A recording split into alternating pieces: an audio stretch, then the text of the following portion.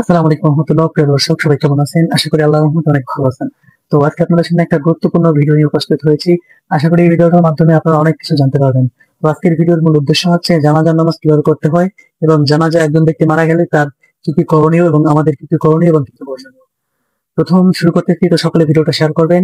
আর যে যেখান থেকে দেখতেছেন অবশ্যই চ্যানেলটা সাবস্ক্রাইব করে দিবেন।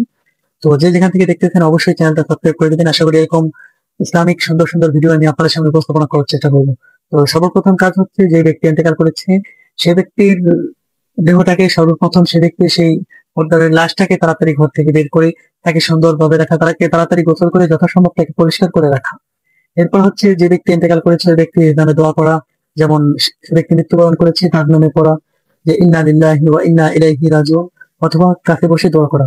এরপর আমাদের সমাজে বর্তমানে কিছু প্রচলিত জিনিস রয়েছে, সেটা হচ্ছে যে ব্যক্তি ইন্তেকাল করেছে কিছু বছর আগেও সেরকম ছিল, যে ইন্তেকাল করেছে তার লাশের পাশে মাদ্রাসার ছাত্রদেরকে এনে অথবা মহিলারা বসে বসে তার লাশের পাশে বসে বসে কোরআন তেলাওয়াত করে, বসে বসে কান্দাকাটি করে, অথবা কান্দাকাটি করার জন্য মানুষ ভাড়া করে নিয়ে আসে। এরকম কোনো নিয়ম কোরআন হাদিসে কোথাও নেই, এরকমটা জিনিস করতে হবে না। তো কাজ হচ্ছে, যে ব্যক্তি ইন্তেকাল করেছে সর্বপ্রথম সেই ব্যক্তির লাশটাকে তাড়াতাড়ি সুন্দরভাবে গোসল করা এবং তাড়াতাড়ি সুন্দরভাবে পরিপাটি করে তাকে যত দ্রুত পারেন তাকে দাফন করে দেওয়া। বর্তমানে আমরা ছেলেরা ধরে থাকার কারণে আমরা অনেক সময় লাশটাকে ঘরের ভিতরে রেখে দিই অথবা বাইরে রেখে দিই, এরকমটা না করা। যত সম্ভব যত দ্রুত পারেন তাড়াতাড়ি লাশটাকে গোসল করিয়ে তাকে দাফন সেরে দেওয়া। এরপরে কাজ হচ্ছে, দাফন সারার জন্য সর্বপ্রথম তাকে গোসল করাবেন। গোসল করানোর জন্য আপনি গোসলটা শেষ করে নেবেন, তার যারা গোসল করেন তাদেরকে দিয়ে গোসল করাবেন। এরপর হচ্ছে জানাজার নিয়ম। আপনি যে লাশটাকে দাফন করবেন তাকে সর্ব তো যে ব্যক্তি ইন্তেকাল করেছে ওই ব্যক্তির লাশটাকে জানাজা করার জন্য সর্বপ্রথম তাকে নিয়ে যাবেন। নিয়ে যাওয়ার পরে তার লাশটাকে সুন্দরভাবে রাখবে, সেখানে ইমাম সাহেব দাঁড়িয়ে দেখবেন। জানাজার নিয়ম আপনাদেরকে শিখিয়ে দেয়, যে ব্যক্তি মারা গেছে দিন ইসলাম সম্পর্কে কিছু আলোচনা আপনাদেরকে শোনায়। মূল কাজ হচ্ছে, যেটা আপনাদেরকে আজকের বিষয় শিখাতে যাচ্ছে, সেটা হচ্ছে জানাজা কিভাবে হয়। সেটা হচ্ছে সর্বপ্রথম আপনি নিয়াত করবেন যে চার তাকবীরের সহিত এই ইমামের পিছনে দাঁড়িয়ে জানাজার নামাজ আদায় করতেছি, আল্লাহু আকবার।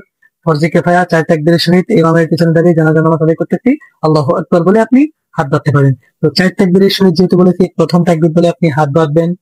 এবার কি পড়বেন এটা আমরা অনেকেই জানি না। তো সর্বপ্রথম পড়বেন হচ্ছে থানাম সুবহানাকাল্লাহুম্মা ওয়া বিহামদিকা ওয়া তাবারাকা ইসমুকা ওয়া জাল্লা সানাউকা ওয়া লা ইলাহা গায়রুক। এটা কিন্তু এই যে নামাজের ভিতরে আমরা যেই থানা পড়ি সেই থানা পুরোপুরি একই, শুধু ওয়াজাল্লা সানাউকা এই একটু শব্দ বাড়ছে, এছাড়া পুরোপুরি এক। ওয়াজাল্লা সানাউকা বলে আবার আল্লাহু আকবার বলে আবার হাত ধরবেন। এই যে আল্লাহু আকবার বলে হাত উঠানোর প্রয়োজন নাই, এরকম হাত থাকবে। আল্লাহু আকবার বলে শুধু একবার তাকবীর দিবেন, আর তাকবীরটা দেওয়া কিন্তু ফরজ। তাকবীর দিবেন, এবার দেখেন তাকবীর দিলেন। এবার দ্বিতীয় তাকবীরের পরে আবার আপনি পড়বেন দুরূদ শরীফ। আমরা যেই দুরূদ নামাজের ভিতরে পড়ে থাকি, আল্লাহুম্মা সাল্লি আলা মুহাম্মাদ ওয়া আলা আলি মুহাম্মাদ কামা সাল্লাইতা আলা ইব্রাহিম ওয়া আলা আলি ইব্রাহিম ইন্নাকা হামিদুম মাজিদ। আল্লাহুম্মা বারিক আলা মুহাম্মাদ ওয়া আলা আলি মুহাম্মাদ কামা বারাকতা আলা ইব্রাহিম ওয়া আলা আলি ইব্রাহিম ইন্নাকা হামিদুম মাজিদ। এই যে দুরূদটা রয়েছে এই দুরূদটা করবেন। এরপরে আবারও আল্লাহু আকবার বলে আরেকটা তাকবীর দিবেন, হাত জাগানোর প্রয়োজন নাই, তাকবীর দিবেন। তাকবীর দেওয়ার পরে হচ্ছে এবার একটা দোয়া রয়েছে, আল্লাহুম্মা ইগফির লি হাইয়িনা ওয়া মাইয়িতিনা ওয়া শাহিদিনা। এই যে দোয়াটা রয়েছে এই দোয়াটা সবাই পড়ার চেষ্টা করবেন। এখন বর্তমানে হাজারো মানুষ রয়েছে যারা এই দোয়াটা পড়তে পারে না, অথচ উচিত ছিল তার জন্য নিজের বাবার লাশ সামনে রেখে সে এখানে মূর্খের মতো চুপ করে বসে থাকে। নিজের সন্তানের লাশ রেখে সে মানুষজন দোয়া পড়ে আর সে চুপ করে বসে থাকে। কত বড় জাহেল! উচিত ছিল প্রত্যেকটা ব্যক্তির এই জানাজার দোয়াটা শেখা।